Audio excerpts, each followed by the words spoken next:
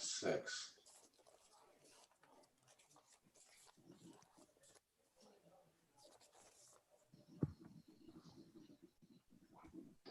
Give me a second. It's a little slow.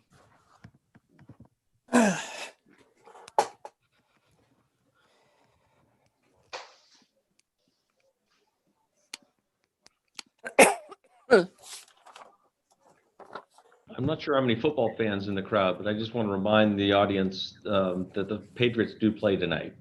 Whoa. All right. We are live on YouTube, everybody. So I think we're all set to go. John is here. Okay. Welcome, everybody. This is the December 10th, 2020 workshop regarding the comprehensive plan for the town of Scarborough, Maine. It is 6 p.m. And this is a workshop, so I will not call roll call or do any sort of pledge of allegiance. Councilor Anderson will be chairing this evening's meeting, as he's been the, I think about 2, 3, maybe 4 weeks ago at this point, we appointed John as the council liaison to kind of help us go through this process. So with that, I am going to sit back, and John, the meeting is all yours. He has a halo. He does. I do. He's an I had to angel. switch rooms. I'm having issues with internet today, of course, the day I'm supposed to be doing this. So, thank you, everybody. So yeah, today, the objective of the workshop today is to focus on the comprehensive plan.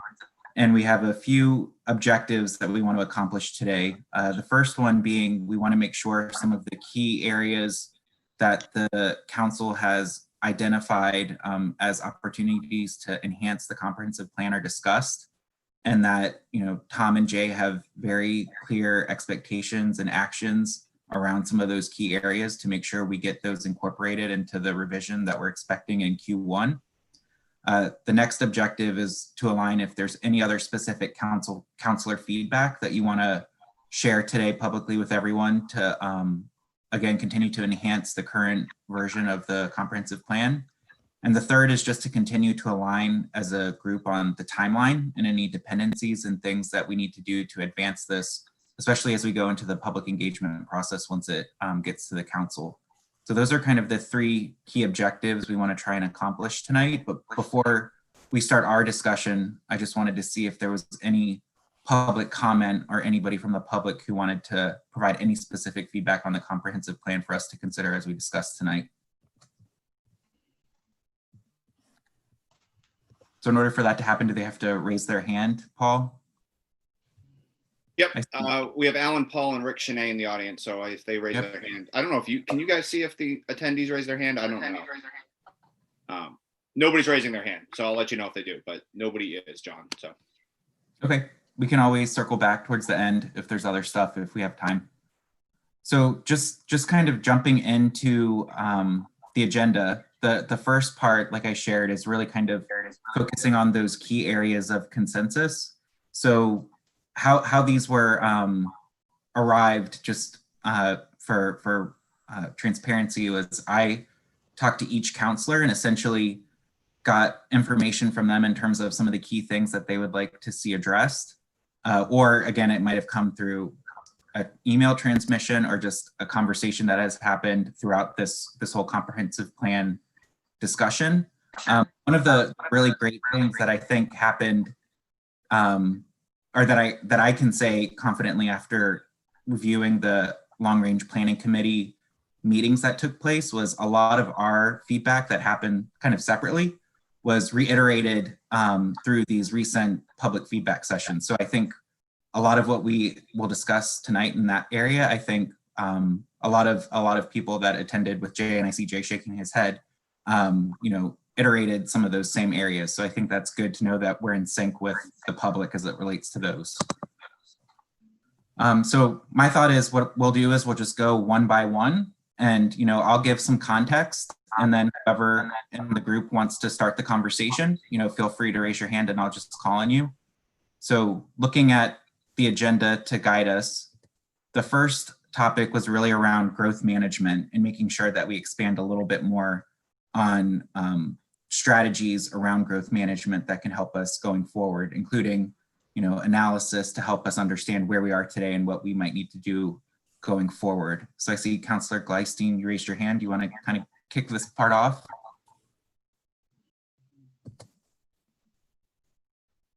Sorry, I just wanted to see if we could share the agenda to the screen. I know it's a little difficult because we go back and forth talking, but just for people who don't have it handy on the web. John, do you have sharing abilities or do I need to make you the host? Oh, now you're on mute, John. Yep, I do. Let me just pull it up. Okay. Thank you.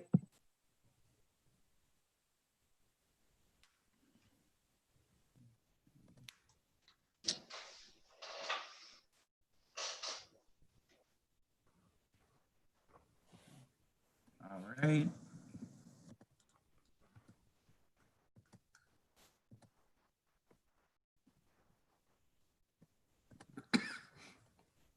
All right, can you guys see it? Yes. All right, so we're talking about this first bullet here, which is enhance emphasis on growth management and strategies to keep Scarborough affordable for all, aligning on the what, where, and how fast. So is there any counselor, I see Counselor Johnson, you want to expand on this one? Yeah. Is this just an open forum by bullet, a discussion by bullet? Okay. Yep.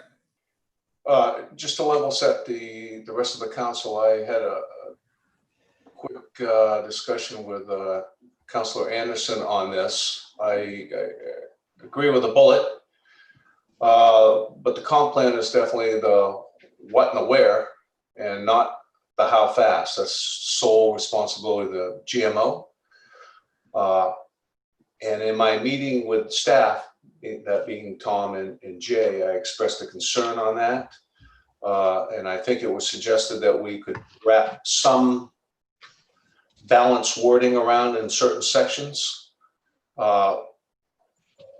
segueing into where will we see that type of, I know I'm sporadic now.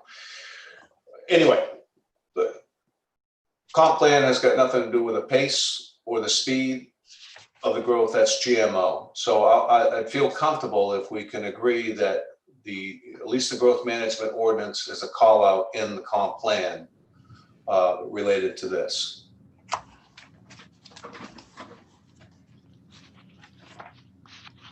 John, do you want to stop sharing when we're having the conversation, or it's up to you? I just don't know if you can see us all. Yeah.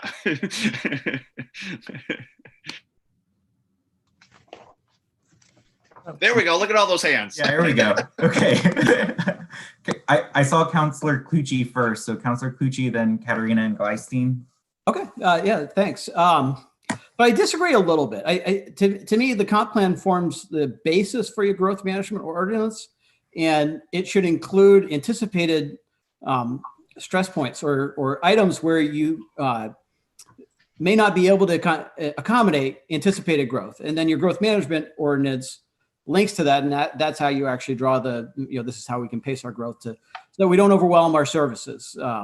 So I think the comp plan, it's not the pacing mechanism, but you should be identifying areas where, whether it's traffic or schools or police infrastructure or whatnot, that you anticipate needing improvements in the next 10 years to accommodate your anticipated growth. I guess that's probably very similar to what you said, but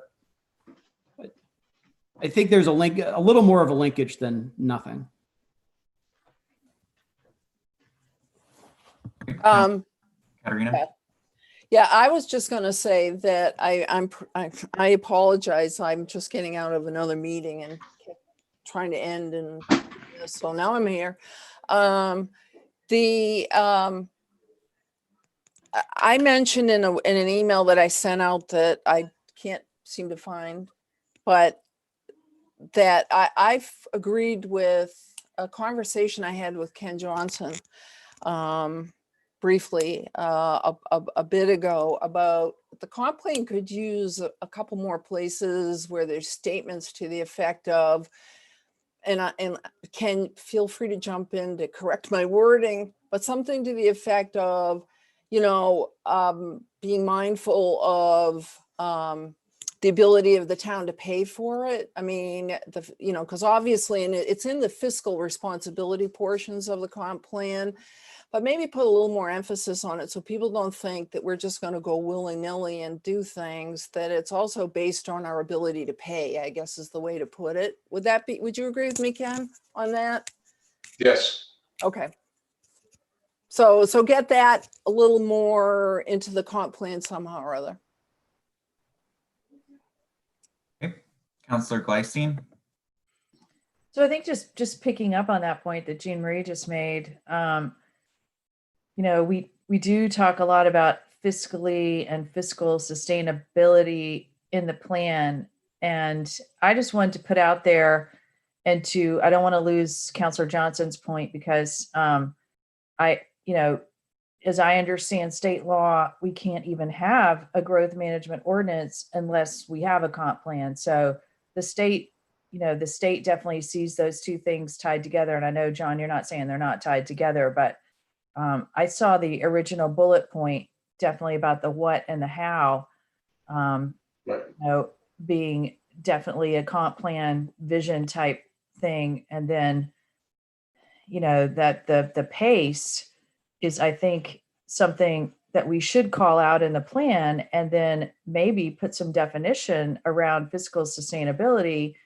And also that we determine that counselors determine that, through the budget process. And maybe that just sounds, oh, wow, that's just so darn obvious. Why would you do it? But I think this year was a very good example, Jean Marie, of, what did fiscal sustainability mean this year? Well, it meant, we really tightened the belt, and, we had a 1% tax increase. Other years it's meant 3%. So I struggled with thinking, should we put something in about, a very specific definition of fiscal sustainability? And I don't think that we should, but I do think that we need to call out the process, because if a town feels we're moving too quickly, spending too much money, we'll all get voted out if we're considered to be big spenders and not being fiscally sustainable. So I see the link that's missing. I think Councillor Johnson, you said it, where in 2006 there was a point about we'll grow as possible within budget, and within being able to keep up with services. So I just think we could probably do a little more call out so that people understand what would drive that definition of fiscal sustainability is our annual budget process. At least that's my take on it. I'd really like to hear what other people have to say on it. Any other comments from other counselors? No. So I have a couple, and I think it might just be reiterating what others have said already. But I think, what I would like to see, and I think it's in there, I think it's just a little bit in different places, but more of a story that tells some of the analysis around where we are today from a growth perspective. And similar to what Councillor Clucci said, identifying maybe some potential risk areas based on where we are today, just to know what might be happening around growth, if anything. And then to Councillor Gleistein's point, and others, what are the tools we have available to us to manage growth? Not necessarily just articulating what we need to do, but like Councillor Gleisten mentioned, the budget process to help with fiscal sustainability, the growth management ordinance to really drive growth, or to set our pace on growth. And then what are the other things that are available to us as counselors to ultimately manage growth as we go forward, not just for this council, but for any council that is dealing with growth going forward and needs to make changes. Tom, did you have something? Yeah, I'll wait till after all counselors speak. I don't want to take your time. Yep, Councillor Gleisten. Yeah, I think that's that's a really good way to say it, to talk about the tools. And I don't know, Ken, if that would get to what you're talking about, but of course, another tool we have is zoning as well. So you know, there are a lot of tools that drive growth. Yeah, let me just do a follow-up on that, John. You know, I hear you and you're right, but I mean, zoning is just that's allocating where growth is. I mentioned GMO because I've talked to several people in the public, and the common theme was this appear in the, granted, remember, the comp plan's a lot more than land use. Okay, there's a lot of other items that hopefully we'll get there. But I heard terms like this is growth on steroids, because just all by itself, it constantly talks or consistently talks about high density and where it should be, and you know, the efficiency of public services and everything. It all makes sense when you look at it for really what it's saying. But coming in, not in the day-to-day stuff like we are, it actually portrays that the document is promoting growth on steroids. So again, the only tool we have to manage the pace of the growth is the permitting process, and that's the GMO. So that's why I would really like to see just some framework in there to almost at the beginning. I don't know if it's in the driving success portion or what, just a level set, so then folks can then look at the densities and all that, and not get distracted that, wow, this just looks like a lot of growth. They always know there's a governor in there, and it's called the growth management ordinance. That's good. Councillor Hamel. Yeah, I agree with most of what's been said so far in terms of, expressing the need for us to get comfortable with what's been implemented now and how the pieces fit together. You know, the idea of this plan, the comprehensive plan, how does it connect to the growth management ordinance, in the charter and our other work. You know, the fact is that, everything that we were working on today was implemented from the 2006 plan. So if we do nothing with this plan, we don't update it or revise it or use it to supplant 2006, we're operating under the 2006 plan today. So I think we're still, even in this conversation, though those, you seem to be validating those 7 or so bullets on consensus changes, we still haven't moved from, yeah, this sounds good, to, so what do we do about it? How do we validate it? And then, how do we use this to build upon, revise, adapt what's in place? So I think that's really, I think, still where we struggle. The principles seem valid, but when, we have to go deeper and farther to set a baseline to confirm where we are, how have we done against what was set in place in 2006, and then talk about, well, here's how we think we're going to move on the strategies that are in place. So it's still somewhat vacuous to me in terms of it not really, ready to implement. Councillor Katarina. Councillor Hamel, if you recall on Friday, the long range planning, and maybe I'm misunderstanding you here, but again, to me, we're getting down to this. Some people are very uncomfortable with the broader brush of the comp plan, and then what's the implementation, and what are the goals, what are this or that. And what Dawn and I was reminded of, and Dawn may have been reminded, may have learned, was that, you take the comp plan, which I'll be the first one to tell you, and I've worked on it forever, is, it needs some updating and some brushing up here and there. But the actual implementation, what happens is the council, because remember the council, we have control as a body. So we need to remember that. But we can then say, all right, so we're going to send the conservation piece. We want the Conservation Commission to develop X, Y, and Z. We want, I don't know, affordable housing to do whatever. We could even set up ad hoc committees for things if we wanted to. But the implementation, the step 1, step 2, step 3, or whatever, actually comes below this. And that that was a wake up call for me. I had forgotten that. So. Yep. And if I just might respond real quickly to what Sure. Jean was saying, I agree completely. You know, this is a dialogue we're having. I attended the meeting on Friday, the long range planning committee meeting, and, you know, kind of following how this is moving through. You know, what I'd say is that we're still, you know, we're struggling with really how to grab a hold of this thing. I think we've accomplished the high level themes, and those reinforce much of what was been done with 2006. But a lot of things have happened since 2006. There was no downs in 2006. There wasn't much of a climate change discussion in 2006. So I mean, there's several things like that, big things that are now in the current plan that, you know, we'll have the opportunity to flesh out. We just haven't gotten to it yet.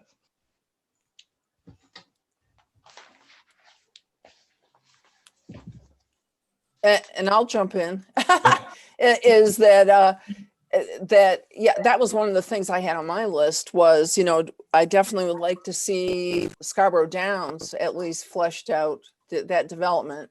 And obviously the data in this plan has to be updated, because this is 2016, 2017 data for the most part. So those things need to be updated in this, and I know the Long Range Planning Committee agrees with that. Yeah. So, And John, you captured that. That's one of your bullets right in the middle there. You know, could there be a special section on the Downs? I think that, right. yeah, it was a really good catch, good call out. Yeah. So I want to close out that first bullet though, and make sure that Tom and Jay feel like they have what they need from us to really make sure we're able to give them good guidance on what we're expecting in terms of modifications to the current plan. So Tom, Yeah, Jay.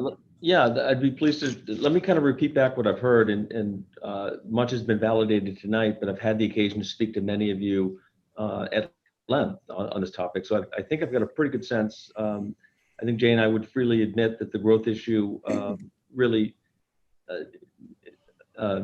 needs better attention. And I was the one that kind of characterized the conversation as what, where, and how fast.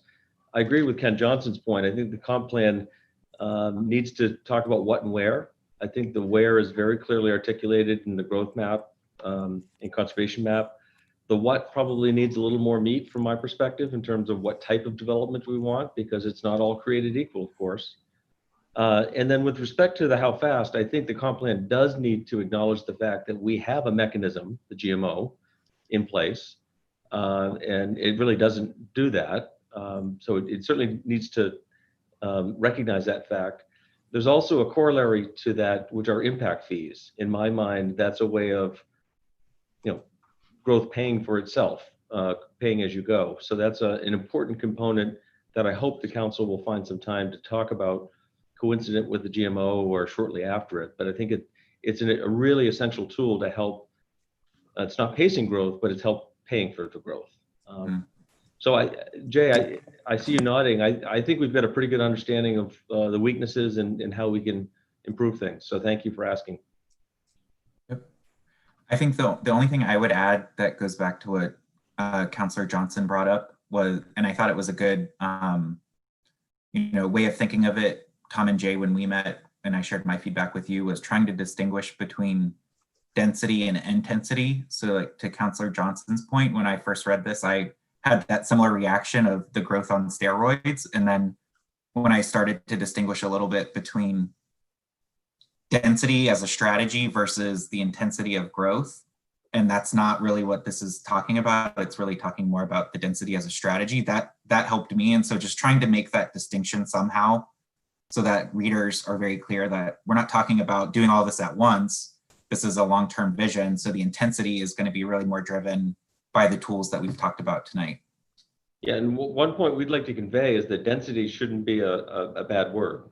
I think there's some benefits to that, and the plan starts to articulate those things. But you're right, the intensity is I think the piece that scares people. All right, so moving on to the next bullet topic for discussion, which I believe, Councillor Hamill, you are kind of alluding to as we were talking. Yeah, which is around incorporating language and analysis that highlights the nexus between the 2006 plan to the direction set in the 2020 plan. So I think that what we were trying to get at here was really trying to understand the successes that have occurred as a result of the 2006 plan, the gaps, and maybe even to your point, the changes in the current environment that need to be taken into consideration and are addressed in the current comprehensive plan.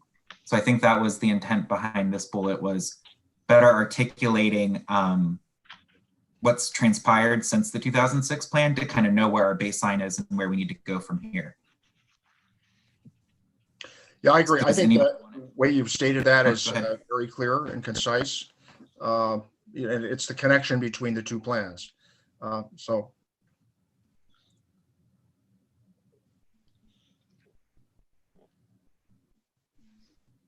Councillor Gleifstein? Yeah, I would just like to see like a pie chart, so a laundry list. This is this was the 2006 comp plan. These were additional action items and tasks and whatever you want to call them that were developed out of that plan. And this is what got accomplished. This is what didn't get accomplished. So a laundry list, text list, but then a pie chart. We got, I think Jay, you've said, we pretty much did almost all of it. But it would be really good to understand, specifically to pull that back out, so people could see this is what it said in the 2006 plan, and this is what we did. And it's a lot of work, but I don't think we can really think about a plan without doing that, because then we'll understand the implications better of well, we're putting this in the plan, how's that gonna play out? And I just go back to 2006. It was pretty consequential plan, and it just seems to me that a lot of times I'm kind of like, I wonder why we're not just like kind of updating that, because it feels like we're replacing it, and now we're going really high level, but it was a sea change for the town. It was definitely a different direction. So than the town had gone in before. So I think it's really important to understand, what was in that plan and what came out of that plan. And if we can get it down to even a graphic, that would be great, along with a laundry list.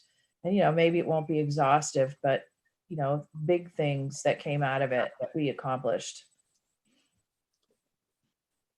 I think part of the challenge and the way I would like to approach this issue, and I think it's slightly different from what I'm hearing, so this is a valuable discussion.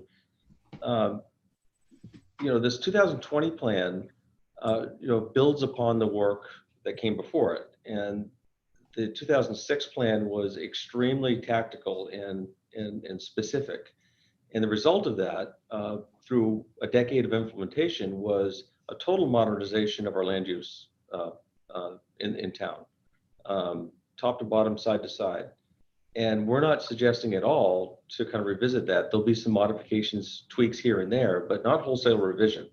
And so we're at a different place. As Councilor Hamel mentioned, there's new issues that have emerged, climate change or resiliency, all those sorts of things. But it's not land use. It's not really specific to those sorts of things. And I wonder if there is concern, if not frustration, with some of what we've become as a result of implementing the 06 plan, and councilors aren't comfortable with the land use choices that have been made.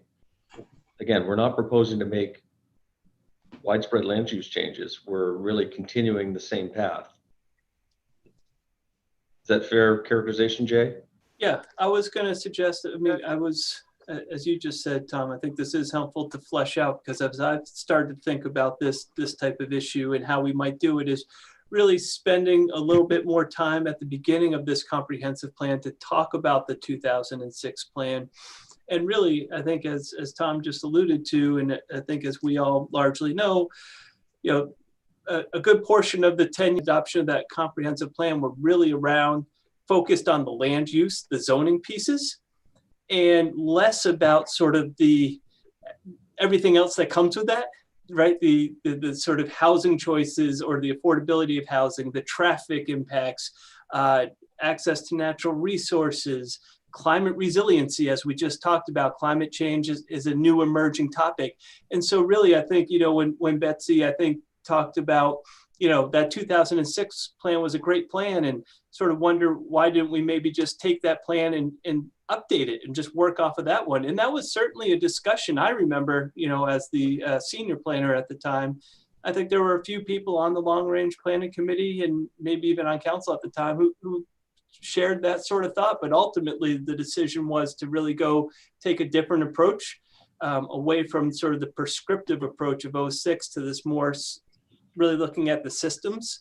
But I do think there is room, and it will help enhance the reader's understanding of, what the town really begot out of that 2006 plan. And we can do a fairly succinct job, I think, in the narrative of the introduction, talking about that, and then leading to what this plan is intending to articulate. And I do think, Betsy, in time, certainly, maybe as a companion piece or a side piece, it's, going through the 2006 plan and sort of just going down with check marks as to these are the things we've done. So as to, that might be a little clunky for a reader to look at with this comp plan, but certainly something that could be a companion piece for, that goes on the web or what have you. So Right. that was sort of where my mind was at as I've read this bullet and as I've had conversation with folks. So Right. Yeah, no, it's not, I'm not sure that what Tom said was accurate. It's not discomfort with where we ended up. It's just, it's making that link between, what the vision was set out and, what we did. So that would be quite helpful.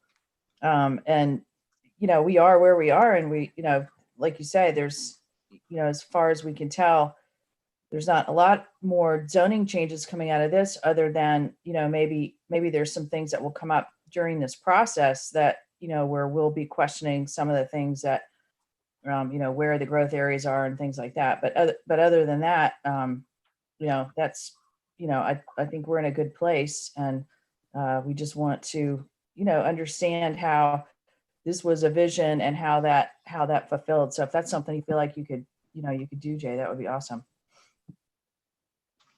hopefully. Any other, Councillor Johnson? Yeah, I just want to add to that, because there's this undertone theme I keep hearing every time I have a conversation, that certain people are not pleased with what we've done with our with the high density, and I just really don't think that's the case. I don't think folks are hearing us. It's not that we're all fairly bright people. We understand that to help our tax base, that we have to raise our taxes less. People want to move to Scarborough, they're going to move to Scarborough. If they want to move into a high density area, that's their choice. Might not be my preference, but that's their choice. And apparently there's a lot of people who want to do it because a lot of people are moving there. So the undertone of that, I really wish to see that stop. Maybe a suggestion, Jay, I can't recall if it's in there, but I know Brian just did a pretty significant update on our shore loan, or shore zoning, because maybe that should also be captured some here in our zone too. If we're thinking about the, somehow calling out what we've accomplished from 06 to now, to also maybe include that also. Thank you. Great. Councillor Hamel? Yeah, I think those are great comments that Ken just made, helping to kind of level set. One other thing I think I would just offer, and I don't want to get it too far off the page, but if we just kind of compare by looking at town council agendas and calendars, what we're working on this year versus what we were working on in 2006, I think it'd be safe to say that the volume and pace of issues that we're dealing with having to do with growth and development is a majority of the town business now. I mean, I'd say it's easily over half of what we deal with. We're expanding the number of planning board meetings. We have twice as many as we used to have. We have all sorts of changes with other development that's not in the Downs. And we get 1 or 2 of these a week that come over the transom, not to mention other big structural changes we're making to try to cope with this. Ad hoc committees on the downtown process, ad hoc committees for the comp plan review, the charter review. So I think that these are things that, when people say they think we're growing too fast, I think it's a fair statement that there's just a bigger share of our time and energy that's devoted to that. And, as with change, there are things that there's good and bad, and it's an issue of adjusting expectations. But I think that, it would be helpful for us to help, look at those things and use those as measures for, what's different now and where we are today versus where we were 2006. Councilor Katarina? I mean, Don, think of what the opposite would be. If we had nothing in front of the planning board and whatever, I mean, then we'd be really in deep, what, because the economy would be so bad. Yeah. So, I mean, and I think the perception is, and the reality is, Scarborough Downs. I mean, we made a decision as a town and a town council to work with a group of developers to do some pretty, I think it's exciting mixed use development in an area of town that's been underutilized forever. And you got to remember the history of that. There's a long history of a certain segment of the population of Scarborough who were like, what do you mean? Scarborough Downs is going to go. We aren't going to have horse racing. It's, they didn't want a casino there. They didn't want whatever. But that being said, so I think that impacts the reality to some degree, but it also impacts the perception. And that's one of the reasons why I think we definitely need to have some sort of a section. I know we're going to get to that, to do, with the Downs and why we approved it, why it's going to help the taxpayer in the long run, and all of those factors. So, So let's pause and then we'll jump to that one next, Jean Marie, because I think you set us up nicely for that. But before we do, I just want to make sure Tom and Jay, for that second bullet, feel like they have enough direction from this group to address the thoughts tonight. I guess, Tom, if you don't mind, I'll just sort of start. If the council was comfortable with at least the format that I've put forward, then I feel like I have, that's sort of, as I said, that's where my mind frame has been around the issue.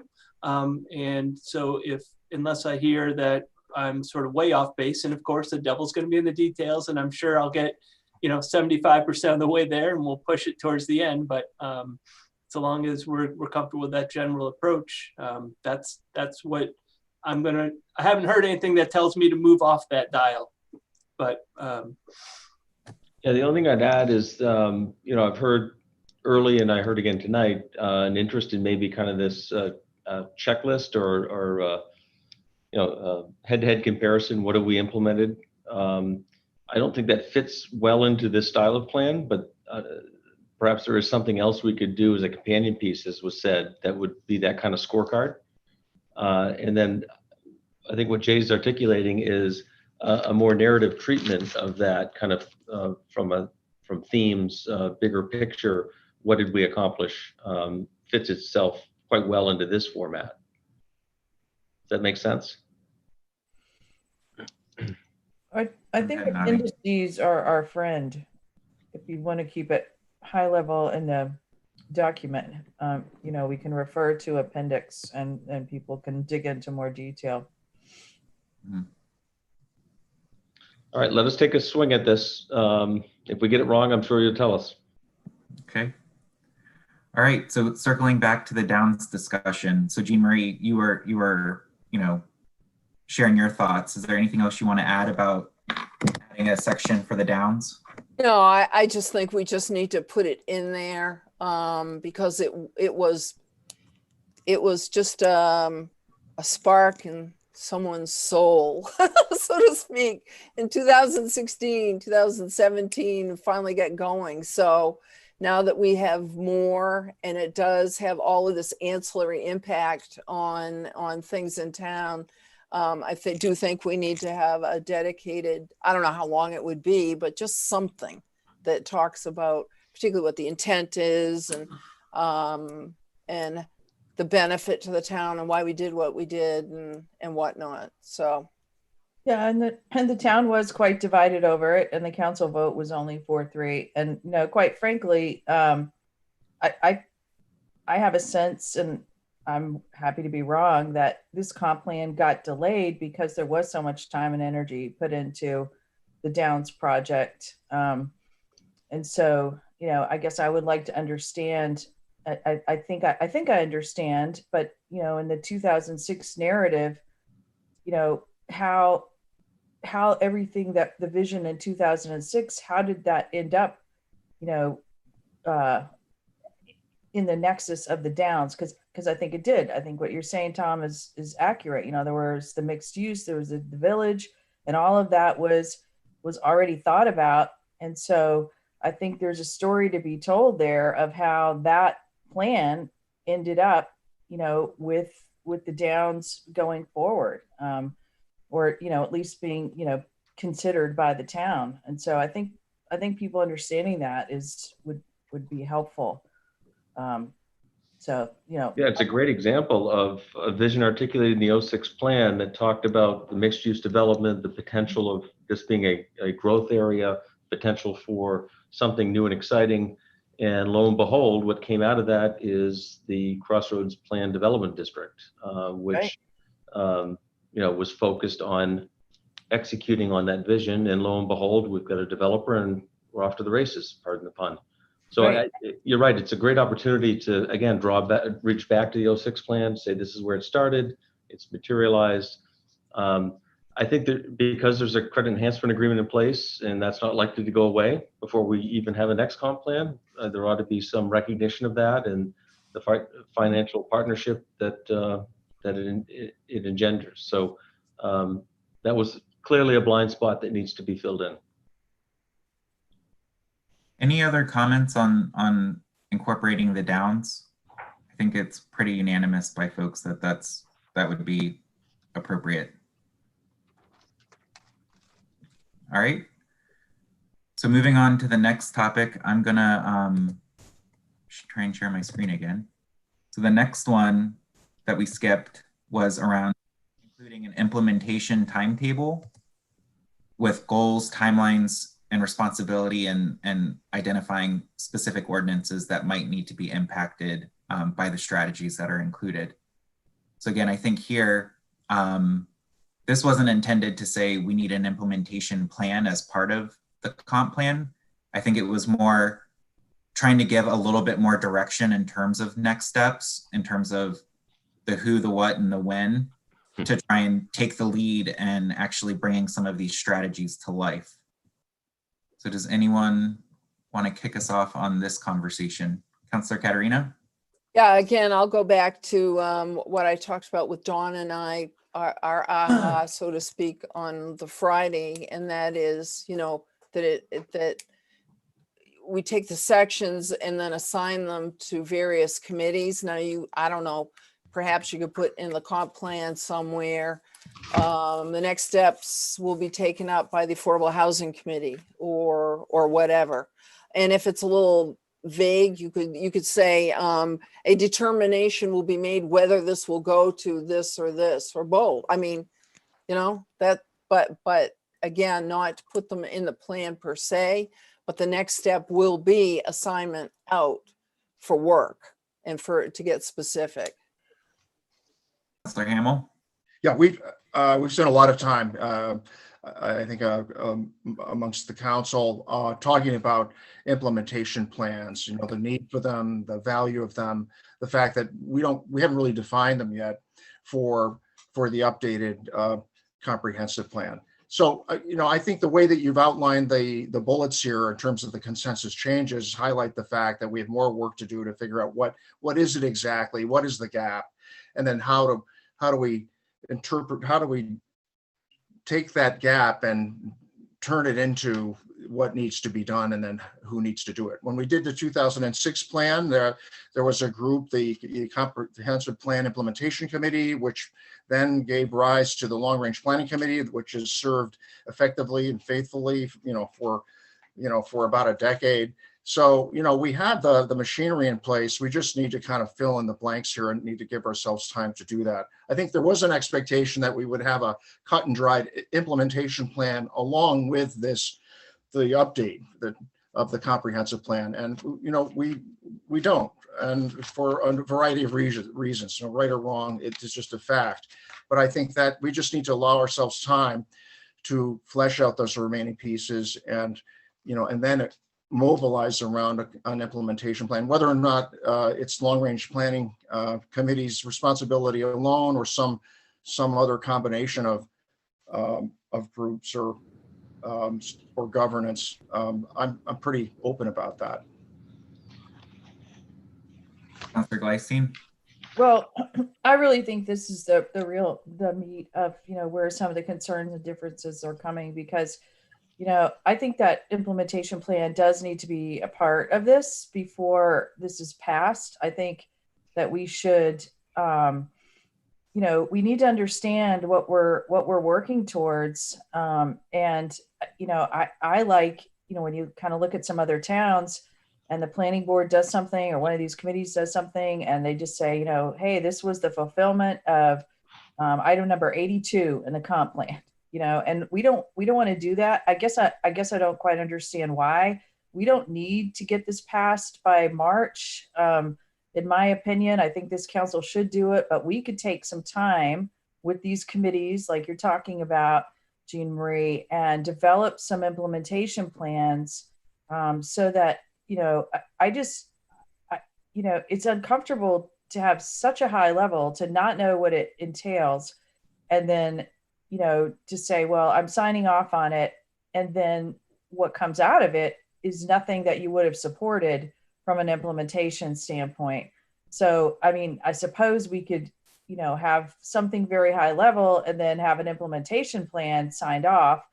But, it can't, it's got to be taken together, because without it, it's just really easy. It's just so high level now that it really could be one of 10 million things that could come out of it. Without that plan, I don't know where people's comfort level is coming from. I know people do have comfort level with it, but that it's very tough for me, because I'd like to see some more detail around what this vision actually leads to. Okay, Councillor Katarina and then Councillor Johnson. Yeah, I understand what you're saying, Betsy, because your personality, as in like many others, is the black and white. Let's have steps 1, 2, 3. My personality is such that I'm comfortable with a broader base thing and then work from there. My concern with delaying this comp plan much further is, in order to get into the growth management ordinance and really do what needs to happen there, we need to have this comp plan done. Now, Mr. Johnson, Ken Johnson, will probably speak some more to that, because he supposedly I call them deceased up there in the state, but I forget what their new name is. But anyway, me personally feel very strongly we need to get this out, and I'm not saying get it out in a half-assed manner. Do what we need to do with it. We do have next steps on a number of pages at the end. Maybe we could do more, but again, I firmly believe that the implementation and goal setting takes place within committees. Once you get this comp plan set up and passed, then you can work from there. But I noticed Mr. Johnson had his hand up, and I know he and I have discussed this before. Yeah. But Mr. Chair, can I go to Mr. Ken Johnson on that? And can I reply to Katarina? Let's hear from Councillor Johnson, then we'll get back to you, Betsy, and then to Councillor Hamel. Yeah, just different ways to look at things. I'm in IT. we deliver projects. I look at this as a project, and the comp plan is a business requirement document. And we do not start implementing that project until it has been signed off, because we don't know what we're implementing, because anything can change at any time. I understand. I think the comp plan does a pretty good job in next steps. It's not consistent across it, but I mean, it does show some next steps. But I really don't see how we can come up with an implementation plan until we adopt it. But on the same note, though, in my discussions with the town manager and Jay, I think, Tom, you can correct me if I'm wrong, I thought he came up with a pretty good idea. You know, right now we're a little kind of focused on land use, right? Long range planning was a lot of land use, with zoning and whatnot. There's an awful lot more in this plan than land use. I'm not concerned. I'm interested in understand how we, if you read the library section, and we all love the library, right? But we know what's coming with the library, especially with the new president of the Library Association. But in this plan, it says we're going to expand the library. So when they come before us, in front of the council, it's in the comprehensive plan. So somehow I think we need to come up with an overall project manager, or that can take care of all these moving pieces, and some kind of buffering between the council, because that's what's going to happen. I think that's why lots of folks are a little gun shy. I was at first, because we know everybody that comes before us is going to say it's in the comprehensive plan. And the council can always say no. Correct.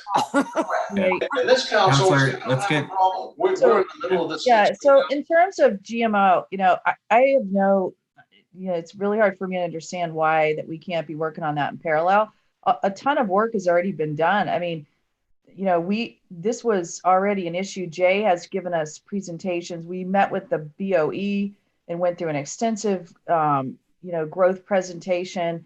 I know Councilor Johnson, Councilor Hamel, and you, Councilor Katarina, have had 2, if not 3 ordinance meetings about it. I think, Councilor Johnson, talked about it. I just don't see it as a sequence, because when we were doing all of that and this discussion first came up, we need to revisit the GMO. I mean, we didn't say, no one said we need to pass the comp plan first. No. And so that has become now a requirement that I truly do not understand, because I think Councilor Johnson did a good job in laying out how they're very intertwined, but they're not, dependent on each other. And so,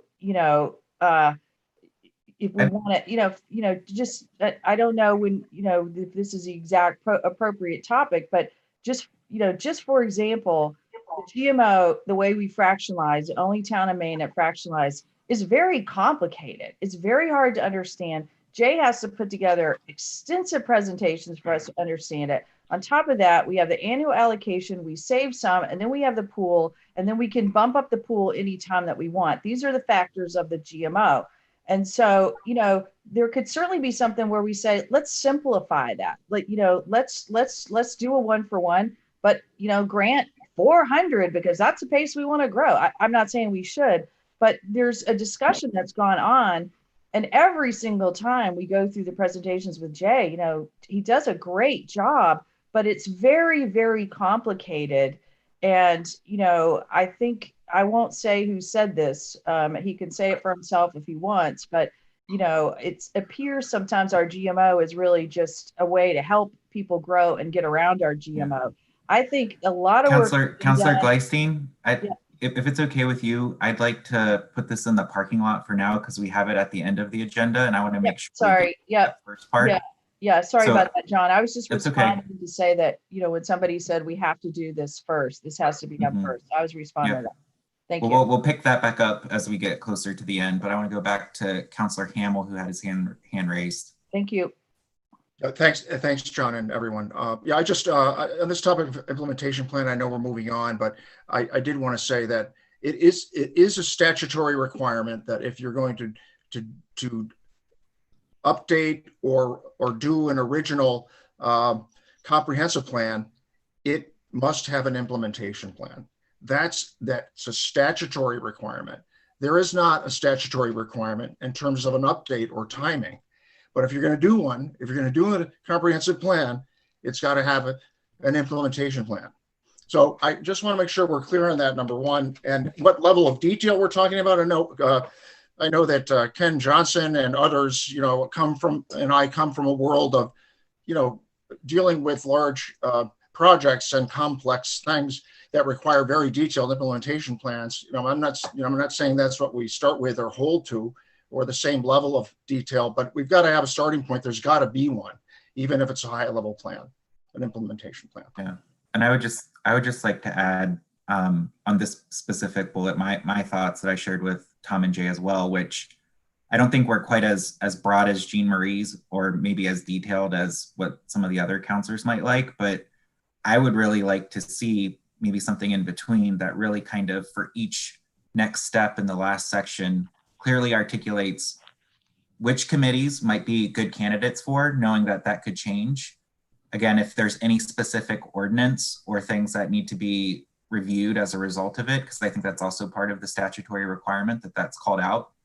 And then thirdly, I think helping us just kind of have a sense of an element of time in some of these, because some of these are very long-term strategies that won't happen overnight or don't need to happen in the next year or two, but are good things that we want to get to eventually, whereas some are very, very specific that we could start tomorrow. So just helping us better see that element of time. And I think that kind of gets to, a good deliverable that if we do get a project manager, which I think would be great to kind of help keep all of that in line going forward, it just kind of gives us some strategic direction that we can look at. So I think that's kind of in the middle between what I've heard some people want and what others want. And I think that would be sufficient to get us going in the direction we want to go into. So that'd be my preference.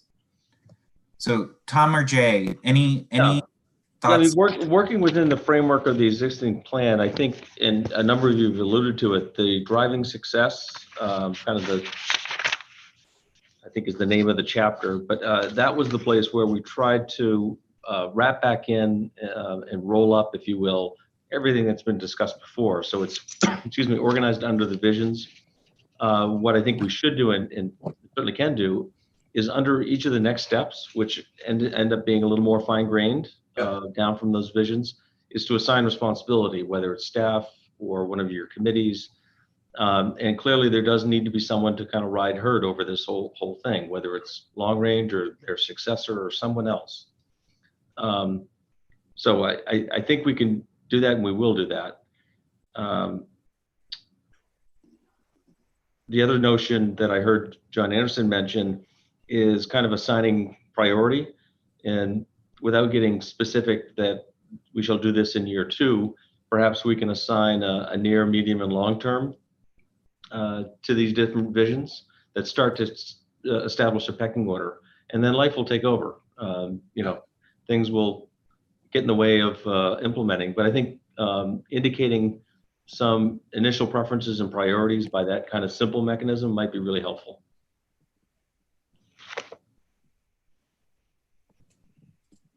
Great. Jay, anything you want to add? Nope, I think Tom did a good job of summarizing it, and that was, I think, the discussion that we've had to date. So sounds like we just could start working on it. Great. So do you guys want to keep going, or do you want to take a 5-minute break? We've been at this for about an hour, so I just want to get a sense where people are feeling. Break? Okay, let's take a 5-minute break and come back at 7:05. Great, thank you.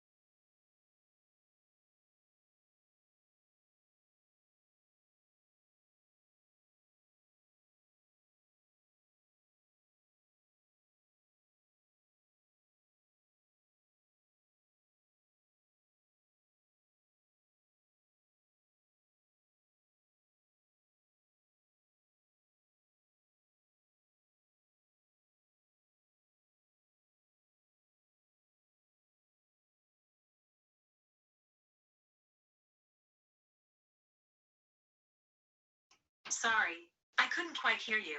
Could you?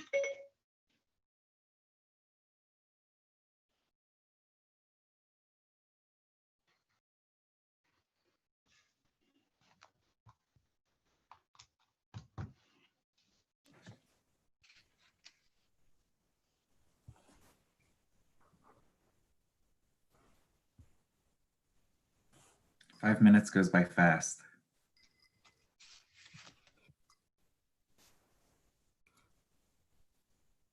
I liked your stand-in, Paul. I seen. Where's your what, Paul? I liked your guest. Yeah, sometimes she leaves her room and sneaks in. He causes mischief sometimes. Just spreading a little holiday cheer. That's all.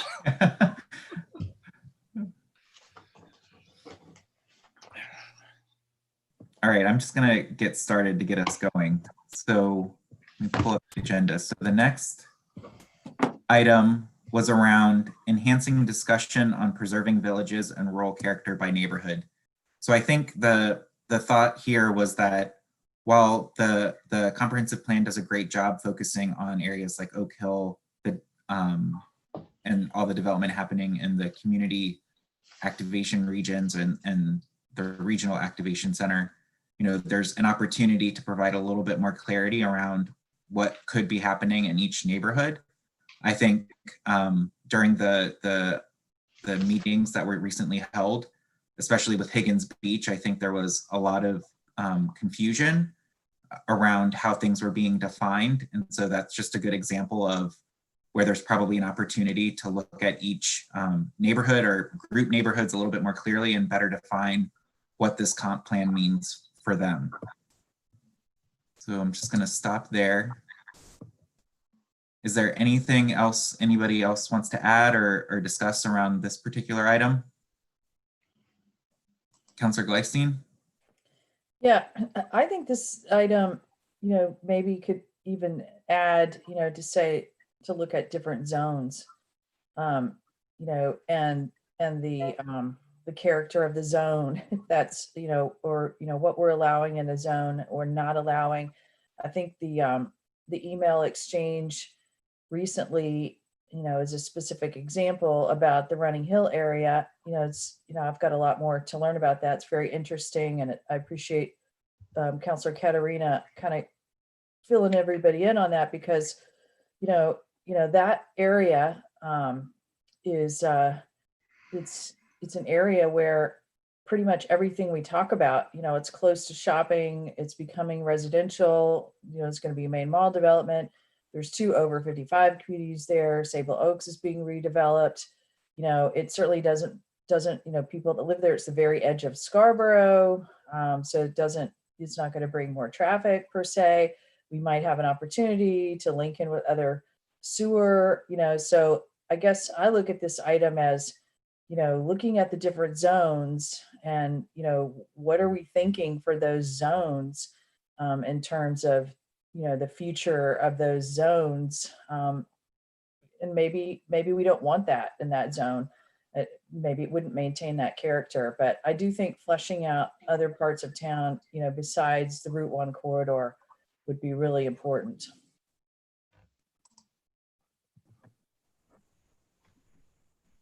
Councilor Hamel? Yeah, you know, I agree with the comments that have been made there about that. You know, we have a vision statement that talks also about the marsh being central to the town's identity. But, you know, I'd suggest that, you know, it may not be just the marsh alone. It's, you know, we have beaches, we have, you know, other agricultural areas, natural beauty, you know, western part of the town. So I think that, you know, we need to be open and flexible about how we define that. And so it's not exclusionary. We want to make sure that it includes all the aspects, including the character and the nature of our individual communities.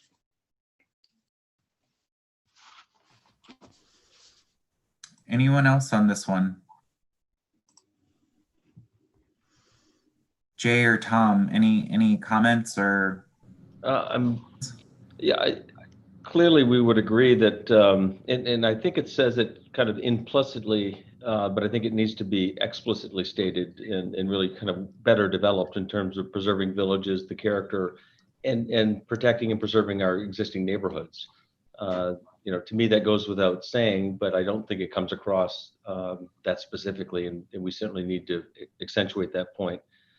To Councillor Gleistein's comments, to do that level of analysis, I think it's only fair for us. We really need to reach into each of those neighborhoods, hold several detailed meetings to have those that live there help articulate what they want to see. That is a huge undertaking, and that's something that actually we did in '06. They surgically, methodically went through the town and convened different groups to get that level of input. I frankly don't know how we would do that at this juncture, given how we've approached this plan. But I don't disagree whatsoever that the plan needs to really accentuate the fact that we need to recognize and preserve our neighborhoods, villages, and rural character. Well, is there something that you could call out, Tom, about next steps that we would go back into the neighborhoods? I mean, it's been since 2006. I mean, maybe that's something we need to do again, whether or not we do it in this plan, but Yeah, that's a decent call point. it out as an item that would be done. Yeah, that's a good suggestion. I think that's doable, yes. But to try to do that and do that well and incorporate that input into this plan, I think is a different undertaking on a different timeline. But your point's well taken that we ought to check in at some frequency that did we get this right or didn't we? Mm-hmm. So I had a thought about this section or about this one as well. And again, maybe not as detailed as maybe it might sound, but I think there will be people who will read this and want to know, I live in West Scarborough, so what does this mean for me?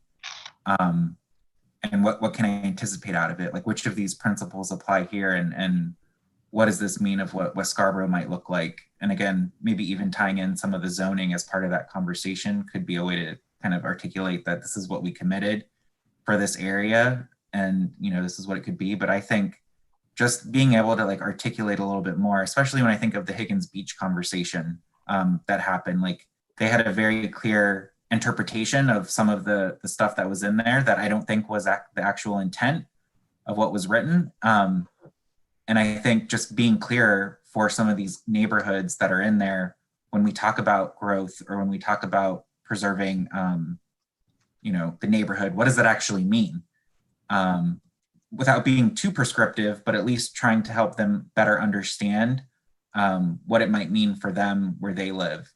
I don't know if anybody else has anything to add. I know some of you guys were on there for Higgins Beach and heard some of that feedback. So I don't know if you have anything to add. Councillor Gleistein? Yeah, I mean, there's a little bit of a different point, but I know, when I was reading it, so I wasn't so much thinking, what is it for West Scarborough? I was thinking, okay, everything is for the Route 1 corridor.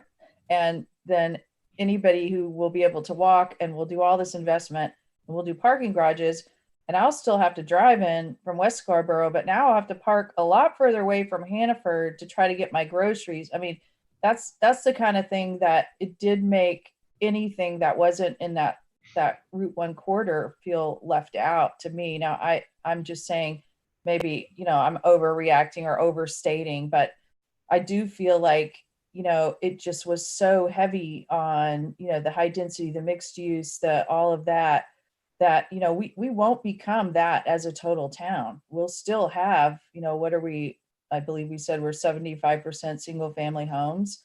We're going to be that for a long time. And, it did look for a future for that, but it did feel like it left out, say, RF and zones that are not going to change that much and aren't even slated in the plan to change. What does that mean to us? I'll be paying for everybody, to get all this that they can walk to, and I still can't get it, unless I move to the Route 1 corridor. So, that was just, something that I, kind of felt as I read it through. And if I felt it, I would say, people, maybe I wasn't alone, Yeah, and Jay's characterized it as 90% of the plan focuses on 10% of the land.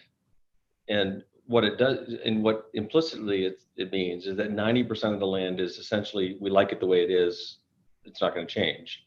But I think we need to be very much clearer on that point.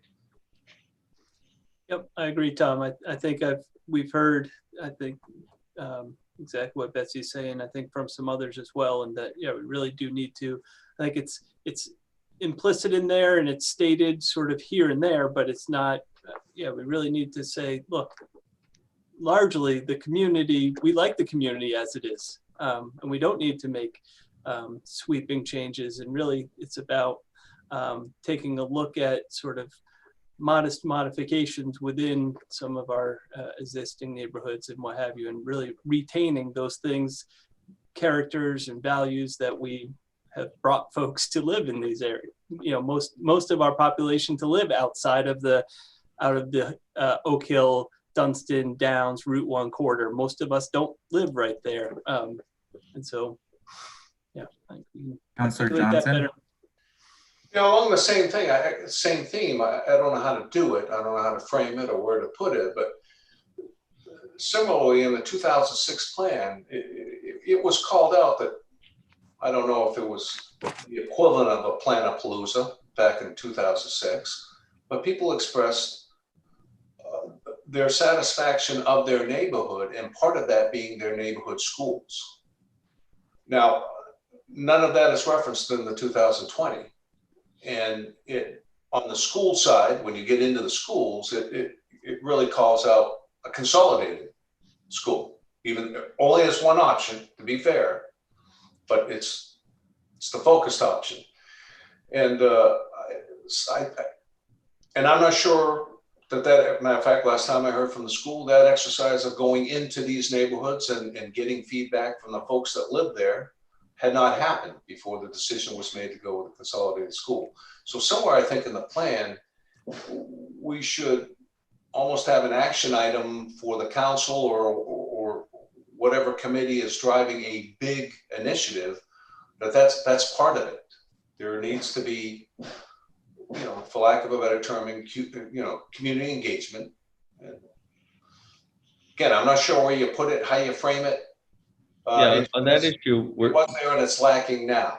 On that issue, we're trying to stay in our lane, so to speak. The BOE, right or wrong, has decided consolidated school is their preference, and so that's why it's characterized. But I think there's another way to approach it, to soften it, to recognize that we've got aging neighborhood schools that we're going to have to evaluate and consider investments, whether it's reinvestment in them or another solution, and that community engagement is an essential part of that. Yep, and that serves the same purpose. Yep. And I just want to add, I know Councillor Katarina, you had your hand up, but No, Tom took my thunder, so that's okay. good. I know in talking with Sarah Layton, who's the liaison to the council, you know, they are taking a look at that section again. So it might be worth, again, just sharing some of this feedback tonight that I can bring back to Sarah to make sure that it's incorporated as they go back and revise some of their sections. Okay, well, if that's going to happen, then we have to provide a little bit of feedback on. So, you know, I really hope, and where I thought they were headed when they first formed that advisory group, an ad hoc group, was, you know, the school vision is it's 80% of what we do, and it's huge and it's important. And so if we do invest in a lot of buildings, I think Tom was, you know, getting to a little of it there, saying we have aging schools. Well, we also have, you know, the middle school, which also is still, you know, portables for the sixth graders, and, you know, you've got some limited space. So, you know, I would hope that we take back a message that, you know, that there's a vision to, you know, to maybe take care of the schools for 10, 15, 20, 25 years.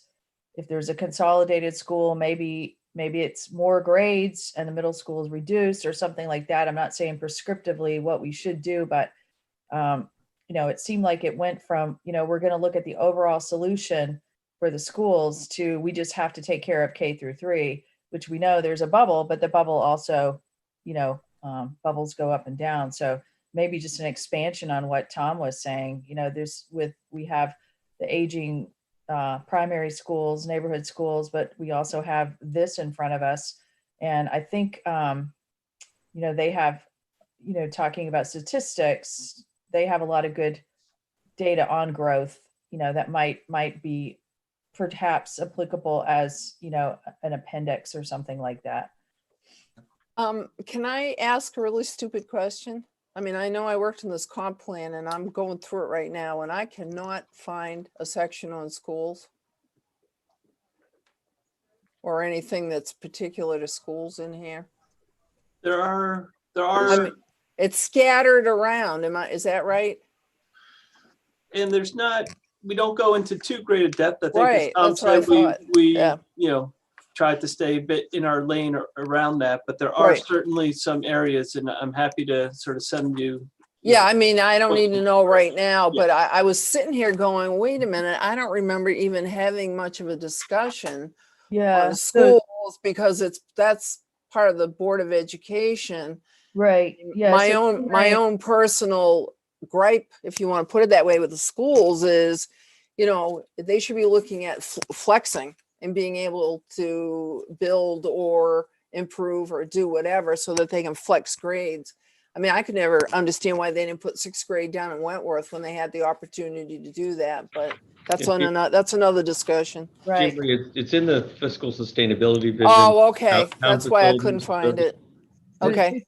Page seven. 76 has a pretty good write-up as Page well. Okay. All right. Thanks. Page 76. So again, I know the school is kind of revisiting some of that. So I think there's probably going to be an opportunity to see some revisions from them as well.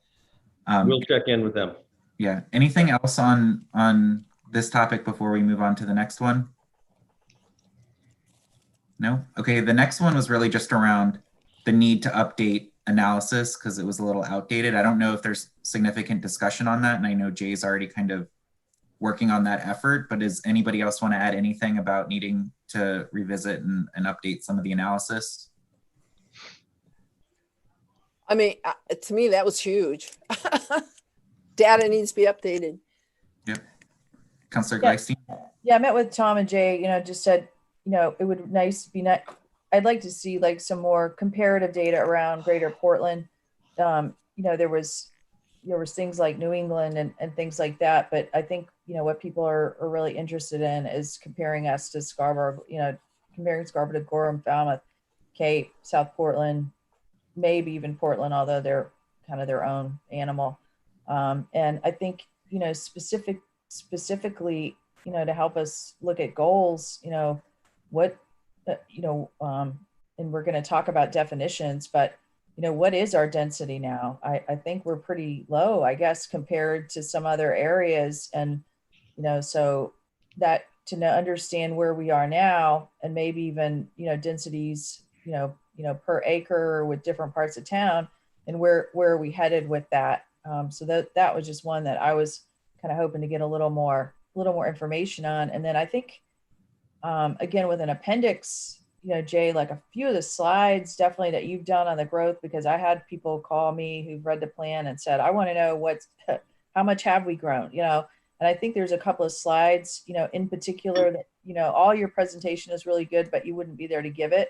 But I think there's like a few slides that, really kind of crystallize, here's the growth and here's the numbers, at least as an appendix that would show people, where we've come up to now. And I know you've updated that at least 3 times, even since I've been on council. So that might be a consideration, so that, we're always trying to get people to understand how much we have grown.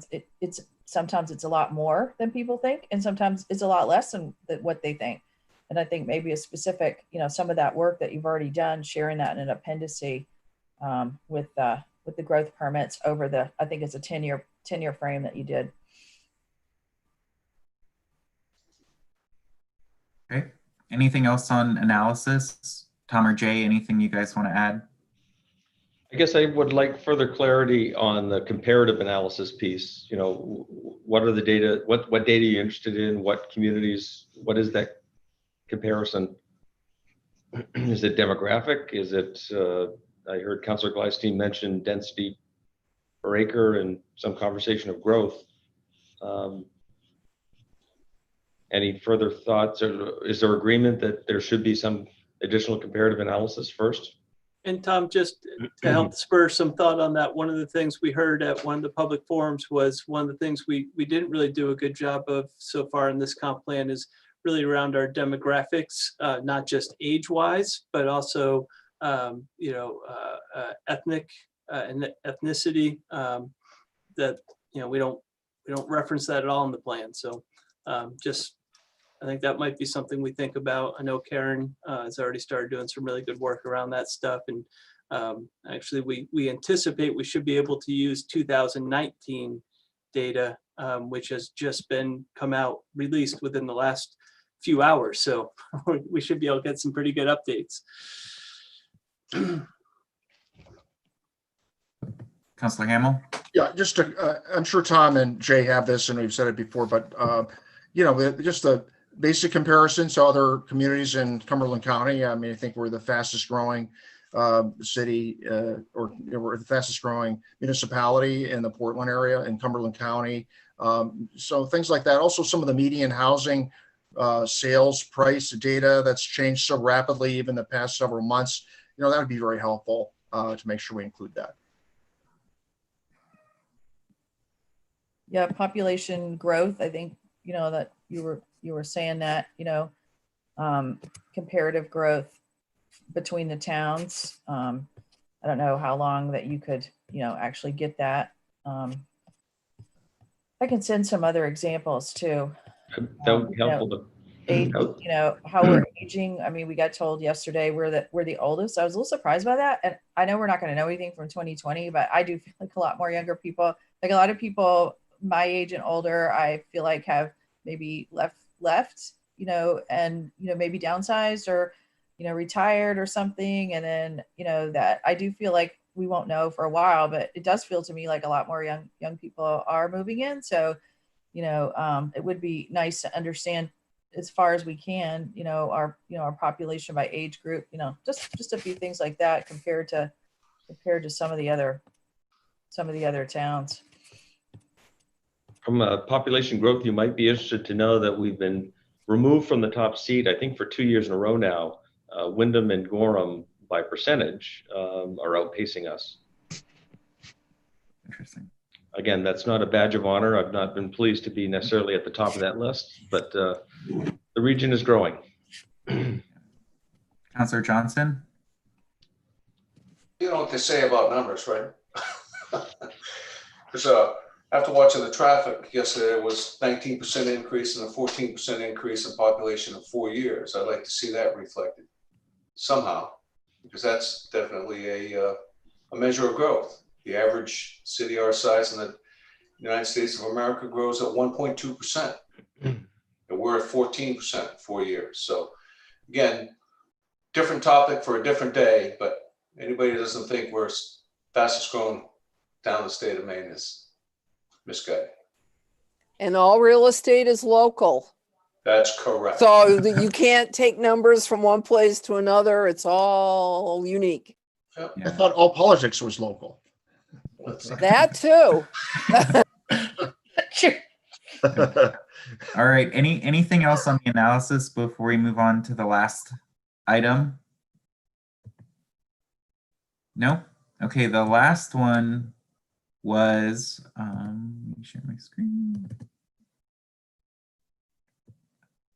Include appropriate justifications for claims, footnote or sources needed.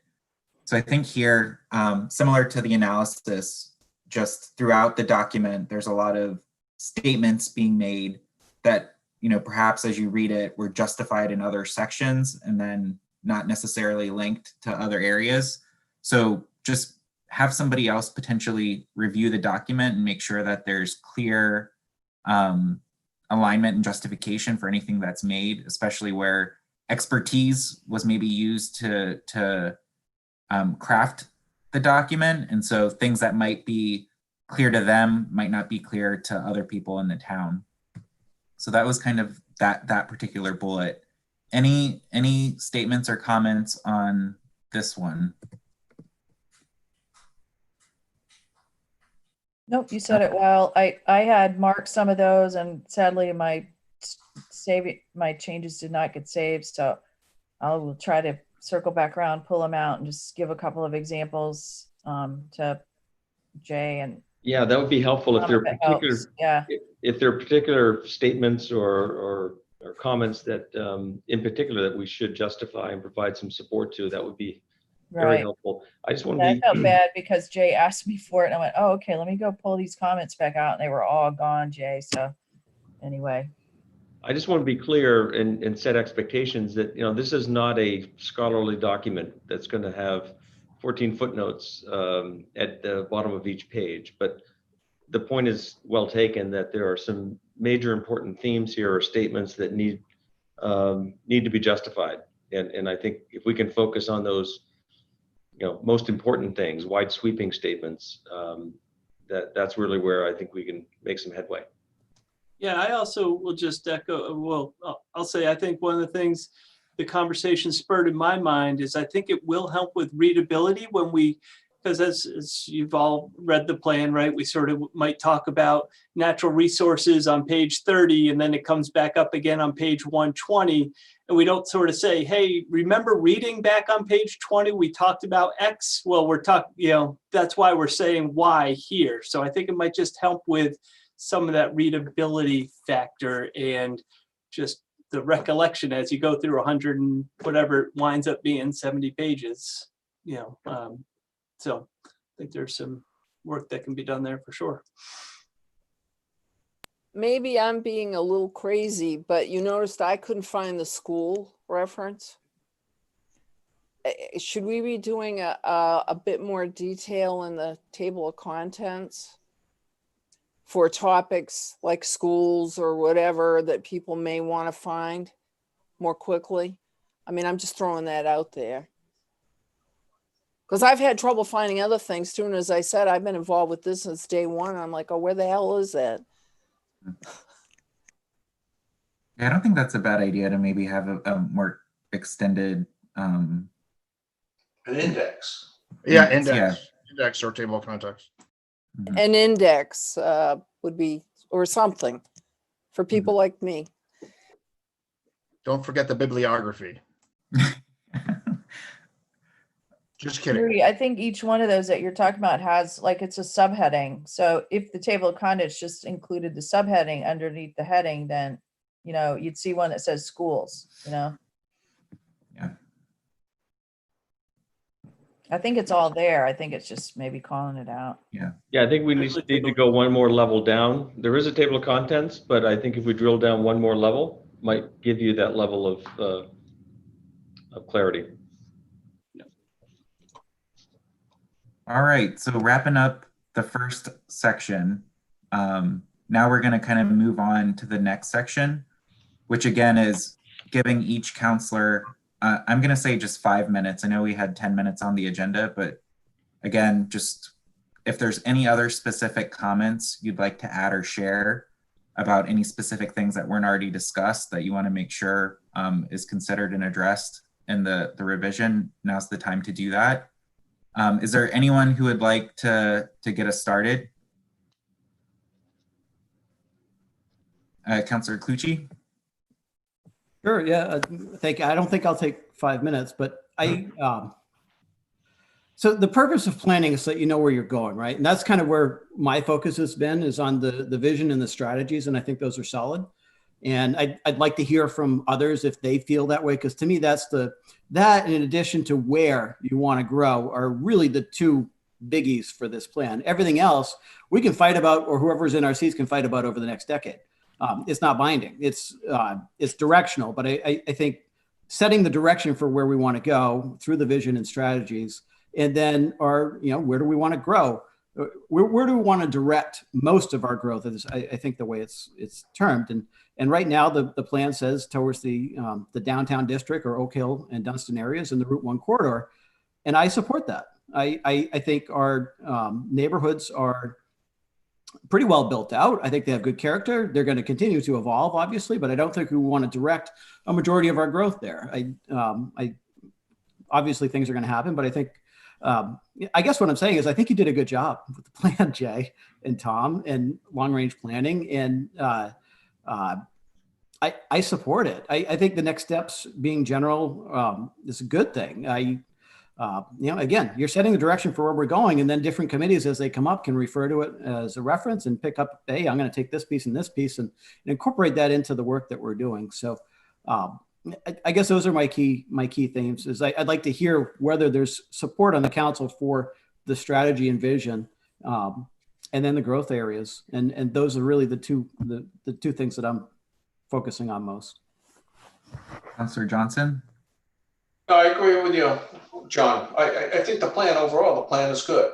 I just tell you, my personal concern that started about it was not only the time element, but anybody and everybody that comes before us cites this plan as their reason for whatever the request is. Now, granted, I understand we're the town council, we have the authority, but you can't just say no to somebody to say no.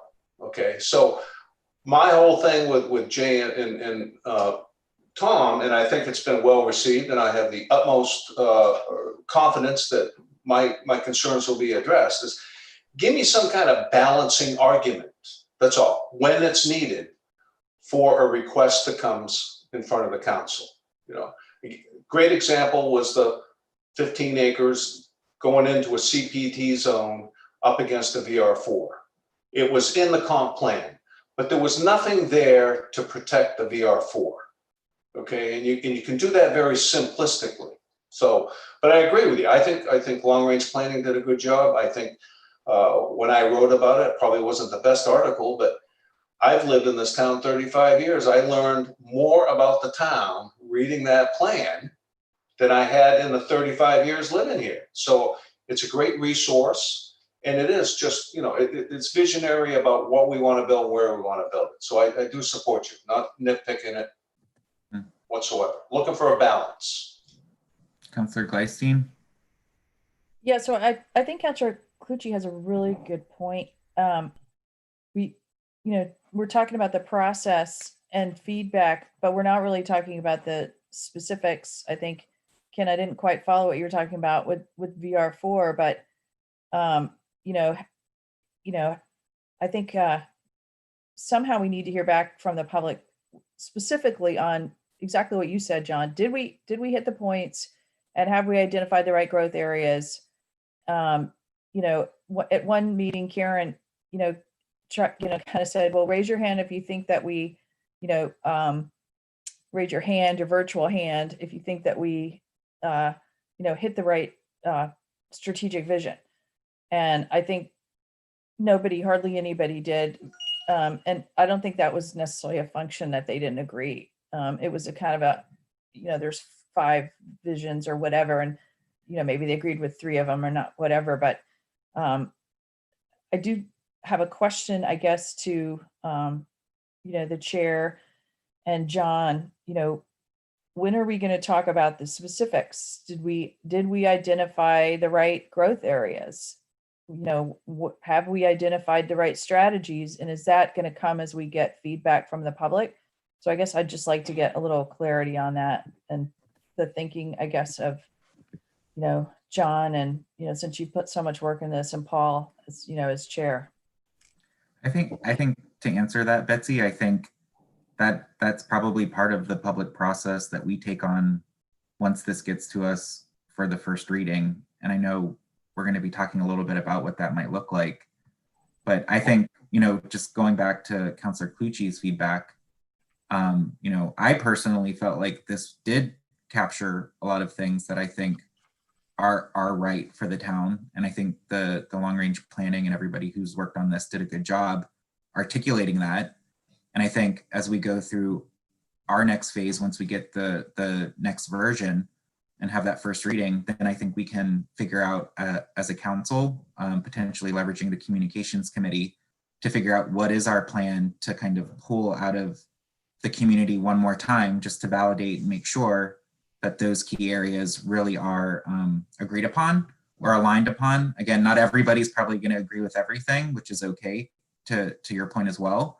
But in general, are we feeling like this is setting the right direction that most people can get behind?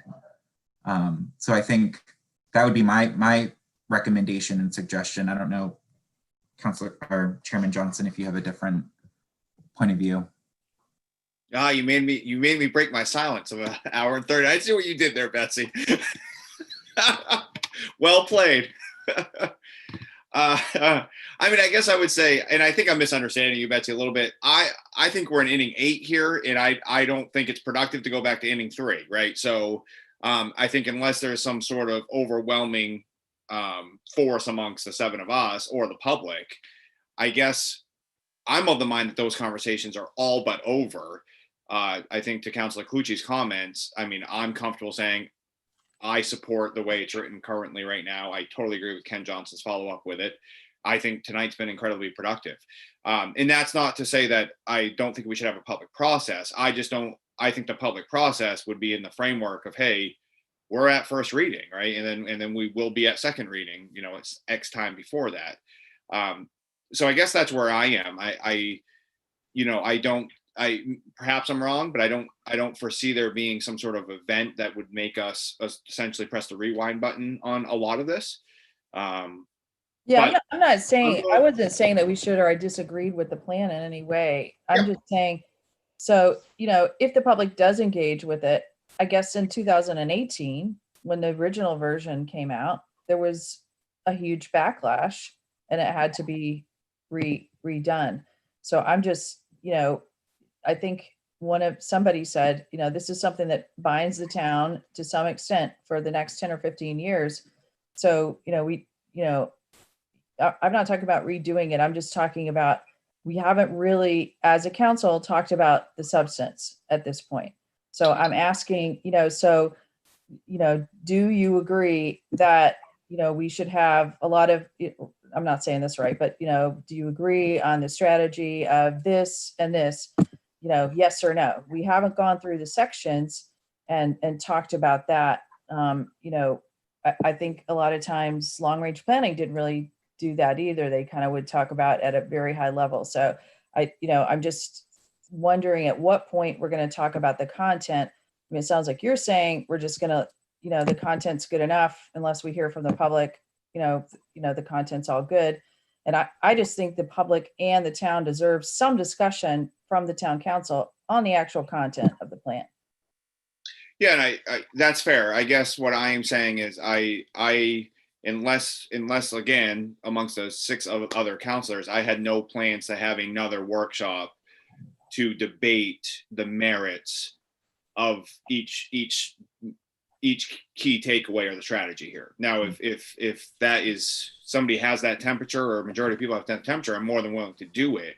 But to be as plain as possible, I wasn't expecting to do that. Well, just to give an example, like Councilor Hamill mentioned, it says the marsh is our identity. And he said, well, there's the beaches, there's these other things, so you read it, you go, okay, it's all right. But, is there some discussion that we at least want to have on some of the key points about the growth areas? For example, do we want to make North Scarborough more of a growth area, than it is. I mean, it's been designated one, but I don't know. I think it's pretty important to have a little bit of council discussion on the content of the plan, I think. Let's go to Councilor Hamill. Yeah, I'm going to push back on a couple of these statements. I think there's been a lot of discussion that's verified this directionally, but I have to be honest with you, and no version that I've seen since we started this review over the past 3 or 4 months, and I've submitted, and I know other counselors have as well, things, including this evening. We're still talking about things that we had submitted weeks ago that have not been included in any update. When are we going to get that? So to try to say that this is ready to be accepted now, I think is really a leap. I think that there's consensus around the fact that it needs an implementation plan of some kind. It doesn't have that now. So I don't think that's going to take a neighborhood by neighborhood process, but I'd like to know when I'm going to see an updated version that I can, feel if these substantive issues, as well as some of the strategic direction statements, have really been validated. And I don't think 3 series of public forums, with the long range planning committee is sufficient. I'm just saying, I think we've identified a number of things. We should take the time to do this right. I will not vote in favor of any comprehensive plan, either accepting it or approving it, that does not have an implementation plan. And we're still circulating things that we've sent weeks ago that have not yet been updated, and we don't really know when, if and when we're going to see that. You know, that's just not what I said. I just said that I heard Councillor Clucci say directionally he agrees with the plan, and after this next revision comes out, we were all going to do step 2. I heard Councillor Ken Johnson piggyback on that and agree with it. What I am trying to be very clear on, vision-wise, I did not know that we wanted to hammer out the overall, each individual growth area, each individual strategic plan. If we thought we were going to do that, perhaps that should have come before this workshop, because that sounds to me like starting the process over again. That is not me saying that we're going to have some vote tomorrow to approve a plan. There is a lot of work to be done. That is the precise objective of this workshop. There is no plan to vote on right now. I was asked as chair if I think directionally I am planning to go back and to have us hammer out the different strategic visions. I'm not planning on that. So I guess if that is wanted, 4 people reach out to me and we'll do it. I view first reading as your time to say, I'm not going to support this because I don't agree with it directionally. So when is the first reading? It's not scheduled yet. There's a lot of work to be done. Okay, but do we have a rough You and idea? I set first reading. you Yeah, would know That's the next topic. Yeah. Yeah, let's let Councillor Counterita, you've been patiently waiting. Go ahead. Yeah. Yeah, a lot of this Hey, thanks, is, Clucci. is the next topic. And I guess I know I'm getting old forgetting things. I don't remember a huge backlash in 2018 against the comp plan, but maybe I'm forgetting something because one year melts into the other after a while. But that being said, I have to agree with Councillor Clucci and Chairman Johnson. The essence of this plan is ready to roll. The essence. Now we've asked for some tweaks, which I absolutely agree with. Some of the things that we've talked about tonight. What I don't agree with is, oh, okay, so now we got to go all the way back out and we got to roll it out and we got to have 5 more public hearings and yada, yada, yada, yada. No.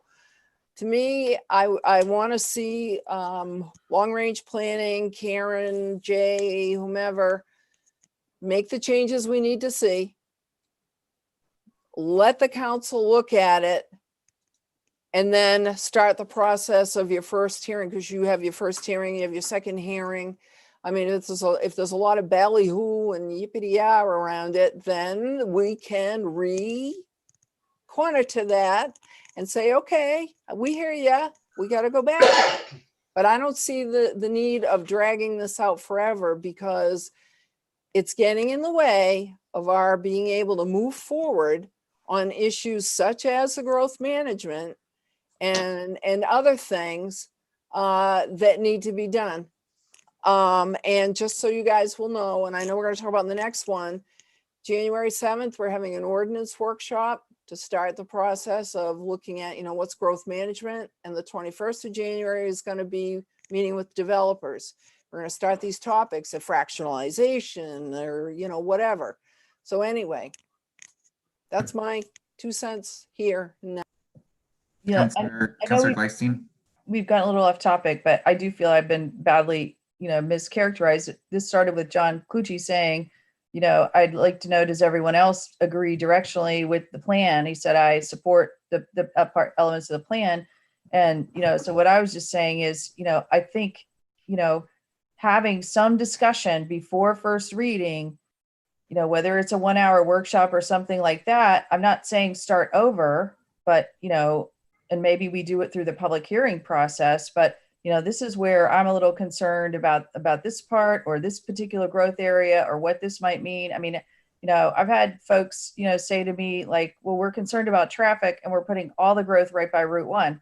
It's just worth some discussion. And I think the town deserves it. That's my opinion. whether or not we want to do it, whether or not we'd rather just move it forward. I'm not saying we start over. I'm not saying we change it. I'm just saying, that's what the public process is. It's discussing specifics. And as a council, we haven't done that. And we're the council that's being asked to pass this plan. Other councils could have passed this plan however they wanted to pass it and when they wanted to pass it, but it's falling on this council. And to not really discuss the specifics, I think would do a disservice, and to try to do it at first read, I think is difficult. So I just want to say I was mischaracterized by saying I want to start over. I'm not saying that. I was kind of answering Councilor Clucci's question. What do people think about the strategic vision and the growth areas? That's specifically what he asked. Yeah. So maybe, again, this is where just kind of the intent of allowing each counselor 5 minutes or 10 minutes to kind of share their focus areas or areas of concern outside of what we talked about. I think that is somewhat the opportunity. If you do disagree or do have some concerns, I think that this is now your opportunity to kind of put that on the table. So, again, what I heard from Councilor Clucci that many of us kind of said was that in general, we feel like the themes are correct. And, again, just remembering that a lot of citizen input went into this, and a lot of their feedback is ultimately what got us to where we're at. So let's keep that top of mind too, that this isn't, starting over or things haven't changed that drastically, I think. And so just making sure we continue that process with the public as this goes through, which I think, right, we do have, a process that we follow that's going to be the first reading.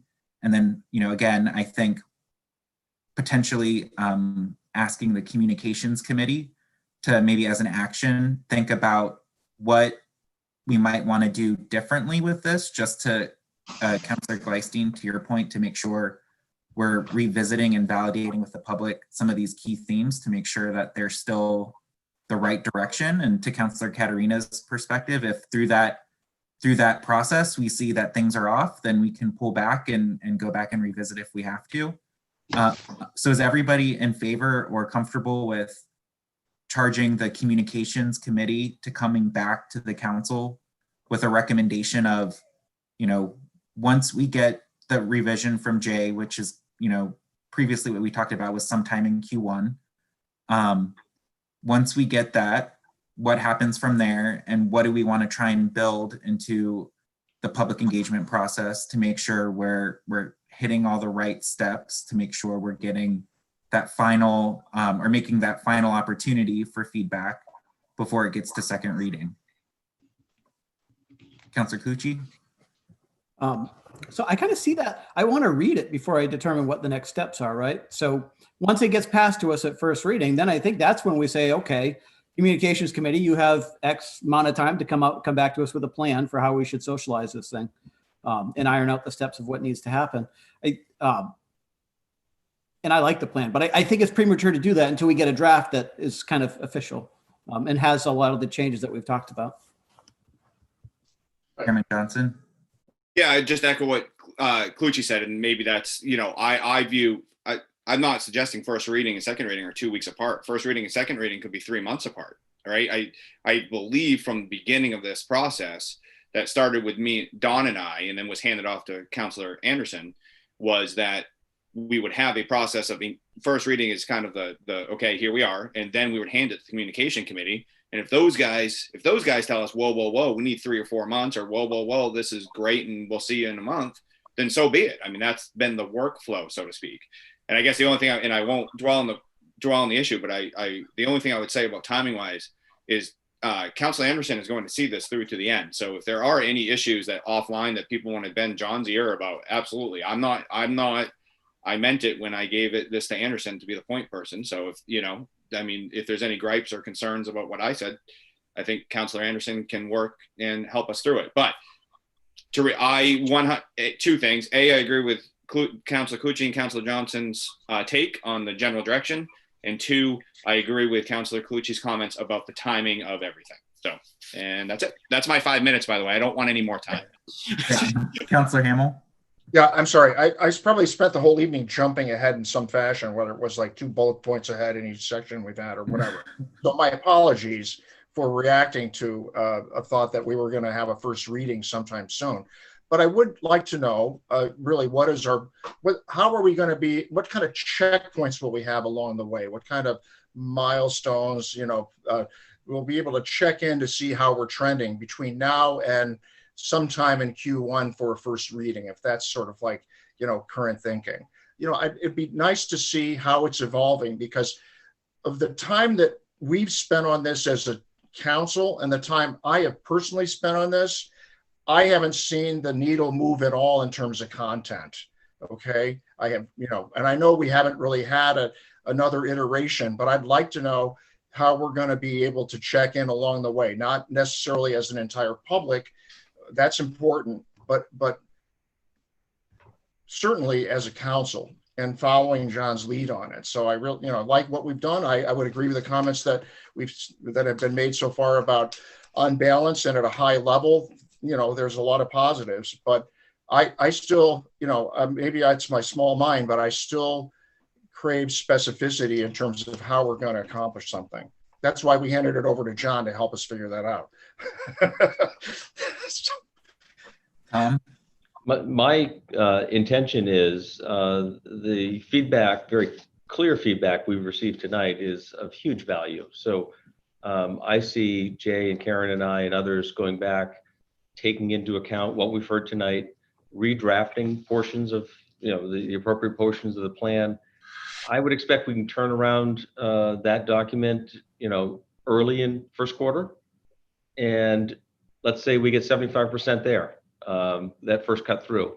So I think there'll be at least another redraft before you ever see it in kind of final form. And so, that's the general time frame. And by all means, Jay, speak up if you think I'm being over aggressive. But I'd like to think by middle of January, you'll see a redraft. Yeah, and I will just certainly, as you all know, we really just started this public re-engagement process. I know it feels like a long time because we talked about it in October, but the Long Range Planning Committee really just had those 3 public workshops with it over the last 2 or 3 weeks. The Long Range Planning Committee did meet last Friday. All the committee members, we received a number of letters, got all the comments. And so we sort of tried to go through point by point and sort of saying, okay, have we heard this? What should we do about it? Not necessarily talking about the language, but directing staff, Karen and myself and others to work on language. And so really that's what I see the process being for the month of through, at least probably through next Friday when the Long Range Planning is going to meet. Long Range Planning Committee meets again. We still have a few more things to go through that we heard at the public forums. We didn't get all the way through last Friday. Certainly the elements we heard at council. And that's really what I was excited for tonight was because I've been able to have a number of conversations with each of you individually, but it's really helpful to hear, yes, as a body, as a council, we all want to see this thing, that thing, and the other thing. And a lot of those based on the conversations and, the bullets that John put together, we sort of knew we were going to be working on. So I think, Karen and I already have notes jotted down here and there, but I think that's the iterative process that we're working through with the Long Range Planning Committee, who's, by charter is sort of their job to make that recommendation. So I would see, as was just mentioned by Tom, that I've sort of had in my mind a target date of some around mid-January for staff to be able to put things together that we can bring forward to Long Range Planning Committee. And of course, council can start to look at those documents as well, of course. But hopefully we'll be able to have something that's really, so yeah, I think Tom, you put forward a fair timeline. Yeah, maybe just to Councillor Hamill's point, Jay, maybe this is something you, Tom, and I can take as an action just to bring to the council next week. I don't know if it makes sense in the council meeting, but just make sure that everybody understands some of those key milestones, the key dates, knowing that those could change, based on what's happening, but at least directionally, trying to make sure everybody's aligned on when we're going to get to a certain point so that all of us can can plan accordingly. So like to your point, if something is getting to the long range planning, is that the same time we should be reviewing it if we have comments before it gets to first reading? So just outlining that a little bit more crisply for everybody so that we're all on the same page. Be pleased to work with you on that, John. Okay. So we kind of jumped to the last agenda item, which I think we've kind of addressed, but if there's any other specific feedback anyone wants to share now, or again, maybe Jay, would your preference be that, you know, I know everybody's talked to you, but if we have any other things we want to share, would you rather share those with you, or do we want to keep going? Just trying to get a sense from the group. If that's a question to me, certainly, you know, again, as I said, you know, really the value I see in this workshop is hearing from the council as a body. I feel as though there's been opportunities for council to share their individual thoughts, and some have taken advantage of that. And so for me, it's really helpful. And I think there's a, for the long range planning committee, really to understand what is the will of the council. Because, you know, certainly we often hear sort of individual things that may not be. So yeah, it's really hearing that unified voice is helpful. So for however that gets to us, that's fine. And of course, I'm always happy to receive emails and what have you. But those will be, you know, that needs to be sort of shared and vetted, if you will. So. Councillor Johnson? Yeah, it just went in. Listening to Don, Councillor Hamill, I understand where he's coming from, because this has been going for a while, and I understand there's going to be a revision coming to us. And all I ask, if somehow, I don't know how you're going to do it, if you can call out where the revisions are. Oh yeah. Because I did. That's why I support what John said. I've read this plan, every single word of this plan from top to back, at least 5 times.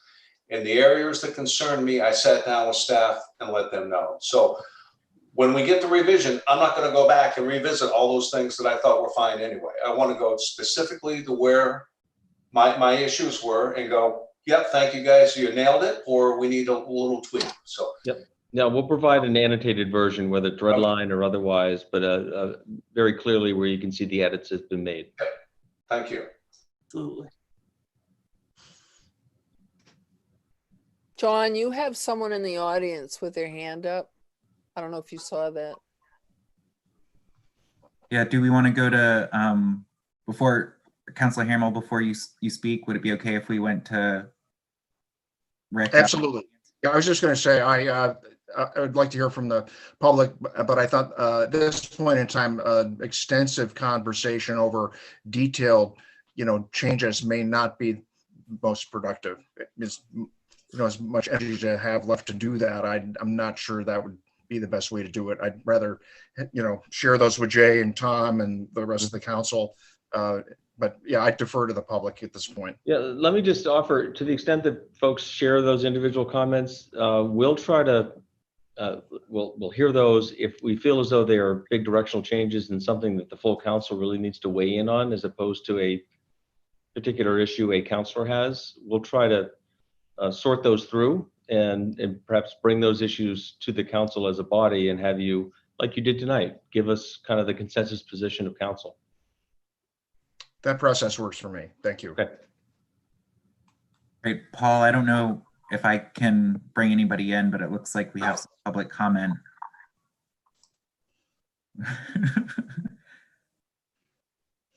I'm just kidding. Hold on. Yeah. Sorry, I've been talking to my daughter for the last few minutes. If I looked Yeah. up, Mr. Shanae, we can hear you. All right. Can you see me? We can't. You gotta. I think. Good. Yes. Yeah. Good. Okay. Perfect. Because I can see you. But, Yes. All right. Right. So first of all, just I'm actually in Washington, D.C., having become a grandfather less than 24 hours ago. So a little distracted, but this is a nice alternate distraction.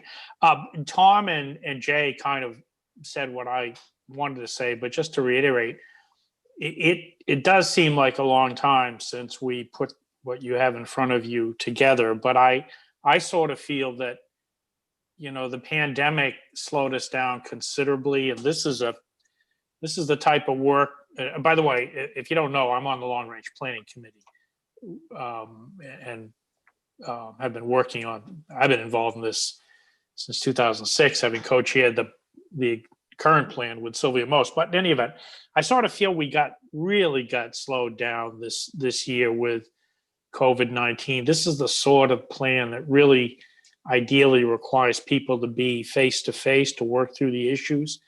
So while it may seem like it's been around for a long time, I kind of feel that we really have gotten back into it in the last, couple of months when we've had the public Zoom sessions and then, of course, this workshop tonight, which I've found very helpful. I wanted to participate tonight because I wanted to hear what the issues were at the council level.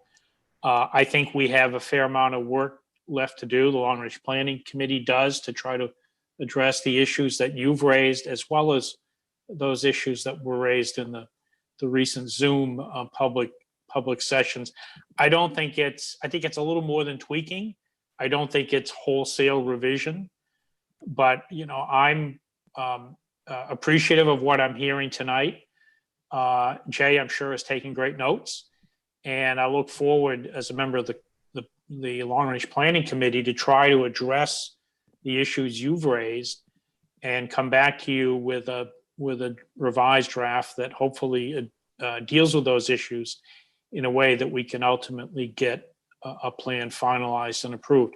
I do agree or do appreciate the issue of how does the 2006 plan tie into the current draft plan. I was one of the people that thought we should have approached this more in terms of a sort of an amendment to the existing plan, but we went the route we went, and we are where we are. But I think it's important ultimately that we end up having one plan in place, not the 2006 plan and the current plan as adopted sort of melded together. So we do have some work to do. There's no question about it, but I'm prepared to do the work. I know Jay and Karen Martin. I don't know if Karen's on with us tonight, but we're prepared to do the work that needs to be done to get this plan to a point where the council is comfortable with it, the public is comfortable with it, we can adopt it, and then have it as the foundation for the town's zoning and development and future plans going forward. So thanks for the effort tonight. It's been good to see you all, and I appreciate all the input. All right, thank you, Mr. Shanae. Chairman, Just call me Rick, by the way. I know. Thanks, I'm Rick. not that old. I'm old. I'm feeling old tonight, but I'm not that Or old. Gramps. Yes, indeed. I would like to Mr. Shanae, Rick, thank you very much. And I would like to say to Don, I meant 7th inning stretch, not the 8th inning. Thank you. Thank you very much. You can tell I don't follow baseball. Yeah. I walked it back a little bit. We're just stretching our legs. Perfect. We can all leave by singing Sweet Caroline if Yes. that makes you feel better. There you go. All right. Is there anything else anybody else wants to add before we adjourn? No? All right. Well, thanks everyone. Have a great night. Good night, John, everybody. Thank you. Good job. Thank Well you, done. everybody. Thank you.